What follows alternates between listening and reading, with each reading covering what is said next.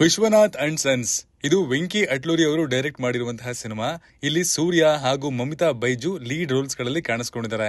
Lucky Bhaskar ಮೂಲಕ ವೆಂಕಿ ಅಟ್ಲೂರಿ ಅವರು ಒಂದು ಮಾಸಿವ್ ಸಕ್ಸಸ್ ಅನ್ನ ಕಂಡಿದ್ರು. ಅದು ನನ್ನ ಫೇವರೇಟ್ ಸಿನಿಮಾಗಳಲ್ಲಿ ಒಂದು ಕೂಡ ಹೌದು. ಹಾಗಾಗಿ ಇವರು ಸೂರ್ಯ ಜೊತೆಗೆ ಸೇರಿದಾಗ ಏನನ್ನ ಮಾಡಿರ್ಬೋದು ಅನ್ನುವಂತಹ ಕ್ಯೂರಿಯಾಸಿಟಿ ಇದ್ದೇ ಇತ್ತು.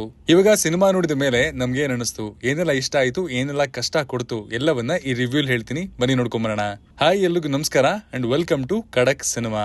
ಇಲ್ಲಿನ ಕತೆ ತುಂಬಾನೇ ಕ್ಯೂಟ್ ಮತ್ತು ಸಿಂಪಲ್. ನಾನು ಪ್ಲಾಟ್ ಲೈನ್ ನ ಹೆಚ್ಚಾಗಿ ಹೇಳಕ್ ಹೋಗಲ್ಲ, ಹೇಳಿದ್ರೆ ಸಿಕ್ಕಾಬಟ್ಟೆ ಪ್ರೆಡಿಕ್ಟಬಲ್ ಆಗ್ಬಿಡುತ್ತೆ ನಿಮ್ಗೆ ಸಿನಿಮಾ ನೋಡೋದಕ್ಕಿಂತ ಮುಂಚೆನೆ. ಹಾಗಾಗಿ ಸಿಂಪಲ್ ಆಗಿ ಹೇಳೋದಾದ್ರೆ, 42 ವರ್ಷದ ಸಂಜಯ್ ವಿಶ್ವನಾಥ್ ನ ಜೀವನದಲ್ಲಿ 22 ವರ್ಷದ ಮ್ಯಾಡಿ ಬಂದಾಗ ಏನೆಲ್ಲ ಬದಲಾವಣೆ ಆಗುತ್ತೆ, ಇಬ್ಬರ ನಡುವೆ ಏನ್ ರಿಲೇಶನ್ಶಿಪ್ ಬೆಳೆಯುತ್ತೆ ಅನ್ನೋದೇ ಸಿನಿಮಾದ ಕೋರ್ ಪ್ಲಾಟ್. ಸಿಂಪಲ್ ಆಗಿ ಕೇಳಕ್ಕೆ ಇದು ಒಂದ್ ಲವ್ ಸ್ಟೋರಿ ಅಂತ ಅನಿಸ್ತು, ಆದ್ರೆ ಸಿನಿಮಾ ಫ್ಯಾಮಿಲಿ ಎಮೋಷನ್ಸ್, ರಿಲೇಶನ್ಶಿಪ್ಸ್ ಮತ್ತೆ ಕ್ಯಾರೆಕ್ಟರ್ಸ್ ನ ಜರ್ನಿ ಜೊತೆಗೆ ಡೀಲ್ ಮಾಡೋದಕ್ಕೆ ಟ್ರೈ ಮಾಡಿದೆ. ಕಮಿಂಗ್ ಟು ಪಾಸಿಟಿವ್ಸ್, ಸಿನಿಮಾದಲ್ಲಿ ಸೂರ್ಯ ಅವರ ಪರ್ಫಾರ್ಮೆನ್ಸ್ ಡೈನಮಿಕ್ ಅಂತಾನೆ ಹೇಳ್ಬೇಕು. ಅವರು ಇರುವಂತಹ ಪ್ರತಿ ಫ್ರೇಮ್ ನಲ್ಲೂ ಸೂಪರ್ ಆಗಿ ಈ ರೋಲ್ ಅನ್ನ ಕ್ಯಾರಿ ಮಾಡಿದ್ದಾರೆ. 42 ವರ್ಷದ ಸಂಜಯ್ ಪಾತ್ರಕ್ಕೆ ಅವರು ಪರ್ಫೆಕ್ಟ್ ಫಿಟ್ ಅಂತ ಅನಿಸ್ತಾರೆ.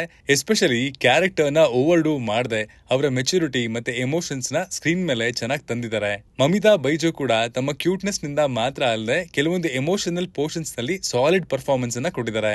ಇಬ್ಬರ ಕೆಮಿಸ್ಟ್ರಿ ಕೂಡ ಸಿನಿಮಾಗೆ ದೊಡ್ಡ ಸಪೋರ್ಟ್ ಅನ್ನ ಕೊಟ್ಟಿದೆ ಅಂತಾನೆ ಹೇಳ್ತೀನಿ. ನನಗೆ ಇಲ್ಲಿ ಇನ್ನೊಂದು ಇಷ್ಟ ಆದಂತಹ ವಿಷಯ ಅಂದ್ರೆ ವಿಜುವಲ್ಸ್. ಇದು ಸಿಜಿ ಅಥವಾ ವಿಎಫ್ಎಕ್ಸ್ ಮೇಲೆ ಡಿಪೆಂಡ್ ಆಗಿರುವಂತಹ ಸಿನಿಮಾ ಅಲ್ಲ, ಆದ್ರೂ ಸ್ಕ್ರೀನ್ ಮೇಲೆ ತುಂಬಾ ಗ್ರ್ಯಾಂಡ್ ಆಗಿ ಕಾಣುತ್ತೆ. ಪ್ರತಿ ಫ್ರೇಮ್ ನ ಸ್ಟೈಲಿಶ್ ಆಗಿ ಡಿಸೈನ್ ಮಾಡೋದಕ್ಕೆ ಹಾಕಿರುವಂತಹ ಎಫರ್ಟ್ಸ್ ಕ್ಲಿಯರ್ ಆಗಿ ಕಾಣಿಸುತ್ತೆ. ಸೂರ್ಯ ಆಗಿರ್ಬೋದು, ಮಮಿತಾ ಬೈಜು ಆಗಿರ್ಬೋದು, ಅಥವಾ ಸಪೋರ್ಟಿಂಗ್ ಕ್ಯಾರೆಕ್ಟರ್ಸ್ ಗಳೇ ಆಗಿರ್ಬೋದು, ಎಲ್ಲರನ್ನ ಸ್ಕ್ರೀನ್ ಮೇಲೆ ಅಷ್ಟು ಅಂದವಾಗಿ ಪ್ರೆಸೆಂಟ್ ಮಾಡೋದಕ್ಕೆ ಅಟೆನ್ಷನ್ ಅನ್ನ ಕೊಟ್ಟಿದ್ದಾರೆ. ಆ ವಿಜುವಲ್ ರಿಚ್ನೆಸ್ ಸಿನಿಮಾದ ಓವರ್ ಆಲ್ ಫೀಲ್ ನ ಇನ್ನಷ್ಟು ಎಲಿವೇಟ್ ಮಾಡುತ್ತೆ. ಸಾಂಗ್ಸ್ ಕೂಡ ಸಿನಿಮಾಗೆ ಒಳ್ಳೆ ಸಪೋರ್ಟ್ ಕೊಟ್ಟಿವೆ. ಎಸ್ಪೆಷಲಿ ಪಟ್ಟಂ ಪೂಚಿ ಸಾಂಗು ನನಗೆ ತುಂಬಾ ಇಷ್ಟ ಆಯ್ತು. ಮಮಿತಾ ಅವರು ಆ ಸಾಂಗ್ ನಲ್ಲಿ ತಂದಿರುವಂತಹ ಎನರ್ಜಿ ಕೂಡ ಚೆನ್ನಾಗಿತ್ತು. ಜಿ.ವಿ. ಪ್ರಕಾಶ್ ಕುಮಾರ್ ಅವರ ಮ್ಯೂಸಿಕ್ ಓವರ್ ಆಲ್ ಆಗಿ ಡೀಸೆಂಟ್ ಆಗಿತ್ತು. ಬಿಜಿಎಂ ಅಲ್ಲಿರುವಂತಹ ಸೀನ್ಸ್ ಗೆ ಬೇಕಿರುವಂತಹ ಸಪೋರ್ಟ್ ಮಾತ್ರ ಖಂಡಿತ ಕೊಟ್ಟಿದೆ. ಇನ್ನೊಂದು ಇಂಪಾರ್ಟೆಂಟ್ ಪಾಸಿಟಿವ್ ಅಂತ ಅಂದ್ರೆ ಇಲ್ಲಿನ ಕ್ಯಾರೆಕ್ಟರ್ಸ್. ಸಿನಿಮಾದ ಮೇನ್ ಕ್ಯಾರೆಕ್ಟರ್ಸ್ ಮಾತ್ರ ಅಲ್ಲ, ಅವರ ಜರ್ನಿನ ನೋಡ್ತಾ ಹೋದ ಹಾಗೆ ಅದು ನಮ್ಮ ಜರ್ನಿ ತರ ಅನ್ಸೋ ಫೀಲಿಂಗ್ ಬರುತ್ತೆ. ರಿಲೇಶನ್ಶಿಪ್ಸ್ ನ ತುಂಬಾ ಆರ್ಟಿಫಿಷಿಯಲ್ ಆಗಿ ಪ್ರೆಸೆಂಟ್ ಮಾಡದೆ ಸಿಂಪಲ್ ಆಗಿ ಹ್ಯಾಂಡಲ್ ಮಾಡೋದಕ್ಕೆ ಪ್ರಯತ್ನ ಪಟ್ಟಿದ್ದಾರೆ. ಅದರಿಂದ ಎಮೋಷನಲ್ ಮೂಮೆಂಟ್ಸ್ ಕೆಲವೊಂದು ಕಡೆ ಜೆನ್ಯೂನ್ ಆಗಿ ವರ್ಕ್ ಆಗಿದೆ. ಸಿನಿಮಾದ ಫಸ್ಟ್ ಹಾಫ್ ಬಗ್ಗೆ ಹೇಳಬೇಕು ಅಂದ್ರೆ ಖಂಡಿತ ಒಂದು ಹೆಡ್ ಮಸಾಜ್ ರೀತಿ ಇತ್ತು ಅಂತ ಹೇಳ್ತೀನಿ.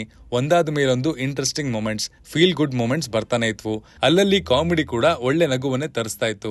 ಟ್ರೈಲರ್ ನೋಡಿ ನನ್ಗೇನೇ ನಿರೀಕ್ಷೆಗಳು ಹುಟ್ಕೊಂಡಿತ್ತೋ ಅದೆಲ್ಲವೂ ಫಸ್ಟ್ ಹಾಫ್ ನಲ್ಲಿ ಟಚ್ ಆಯ್ತು ಅಂತಾನೆ ಹೇಳ್ಬೇಕು.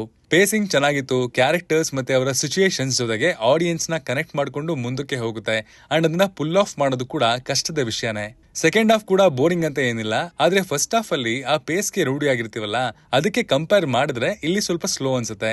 ಸ್ಟೋರಿ ಮುಂದೆ ಹೋಗ್ತಾ ಇದ್ರು ಫಸ್ಟ್ ಹಾಫ್ ಕೊಟ್ಟಂತಹ ಮೊಮೆಂಟಮ್ ಸ್ವಲ್ಪ ಕಡಿಮೆ ಆಗಿದೆ ಅನ್ನುವಂತಹ ಫೀಲಿಂಗ್ ಬರುತ್ತೆ. ಆದ್ರಿಂದ ಕೆಲವೊಂದು ಎಮೋಷನಲ್ ಮೂಮೆಂಟ್ಸ್ ಕೂಡ ಇನ್ನಷ್ಟು ಇಂಪ್ಯಾಕ್ಟ್ ಕೊಡಬಹುದಿತ್ತು ಅಂತ ಅನಿಸ್ತು. ಕ್ಲೈಮ್ಯಾಕ್ಸ್ ಮಾತ್ರ ನನಗೆ ಖಂಡಿತ ಖುಷಿ ಕೊಡ್ತು. ಸಿನಿಮಾನ ಒಳ್ಳೆ ನೋಟ್ ನಲ್ಲಿ ಮುಗಿಸಿದ್ರು ಅಂತ ಹೇಳ್ಬೋದು. ಮುಖ್ಯ ಪಾತ್ರಗಳನ್ನ ಬಿಟ್ಟು ಇನ್ನಷ್ಟು ಕ್ಯಾರೆಕ್ಟರ್ಸ್ಗೆ ಸ್ವಲ್ಪ ಇಂಪಾರ್ಟೆನ್ಸ್ ಕೊಟ್ಟಿದ್ರೆ, ಅವರ ಜರ್ನಿಯನ್ನ ಕೂಡ ಇನ್ನೊಂದ್ ಸ್ವಲ್ಪ ಎಕ್ಸ್ಪ್ಲೋರ್ ಮಾಡಿದಿದ್ರೆ ಇನ್ನೂ ಚೆನ್ನಾಗಿರ್ತಿತ್ತು ಅನ್ನೋದು ನನ್ನ ಪರ್ಸನಲ್ ಒಪಿನಿಯನ್. ಸಿನಿಮಾದಲ್ಲಿ ಎಲ್ಲ ಇಷ್ಟ ಆಗುತ್ತೆ, ಬಟ್ ಇಲ್ಲಿನ ಪ್ರಾಬ್ಲಮ್ ಏನಂದ್ರೆ ಇಲ್ಲಿ ಎಲ್ಲ ತುಂಬಾ ಸಿಂಪಲ್. ಕತೆ ಆಗಿರ್ಬೋದು, ಅದನ್ನ ಕನ್ವೆ ಮಾಡಿರುವಂತಹ ರೀತಿ ಆಗಿರ್ಬೋದು, ಇದು ತುಂಬಾನೇ ಸಬ್ಜೆಕ್ಟಿವ್ ಅಂಶ ಕೂಡ ಹೌದು. ಕೆಲವರಿಗೆ ಆ ಸಿಂಪ್ಲಿಸಿಟಿ ಇಷ್ಟ ಆಗ್ಬೋದು, ಬಟ್ ನನಗೆ ಒಂದಷ್ಟು ಕಡೆ ಮಾತ್ರ ಕಿರಿಕಿರಿ ಕೊಡ್ತು.